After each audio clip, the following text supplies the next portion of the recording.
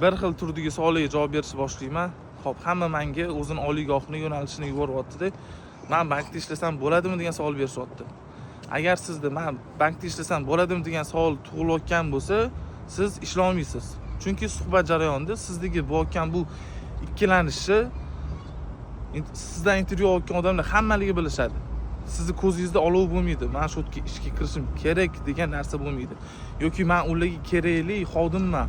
Men shu yerga kirganimdan keyin o'zimni hissamni qo'shishim mumkin degan narsa 100% o'zingizda ishonch bo'ladigan bo'lsa, siz ishga kira olasiz. Nafaqat bankka, siz vazirlikka, o'sha katta kompaniyaga, korporatsiyalarga ishga kirishingiz mumkin. Asosiysi ishonch. Ishonch bo'lishi uchun sizlarda praktika bo'lishi kerak. Sizlar o'zingizlarning sohalar bo'yicha qayerdadir, qaysidir yo'nalishda qisqa muddat bo'lsa ham, tekinga bo'lsa ham ishlagan bo'lishingiz kerak. Qo'lingizdan ish kelishini avvalambor o'zingizlar bilishingiz kerak.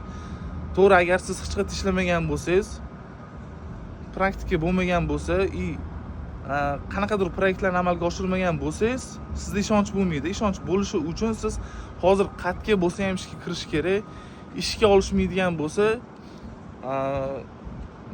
tekinga, obedgacha, obeddan keyin o'sha o'qishingizdan tashqari vaqtda 2 soat, 3 soatlab ishlab, o'sha yerda o'zingizlarni ko'rsatib, qo'lingizdan ish kelishini avvalambor ish beruvchiga emas, o'zingizga isbotlanglar.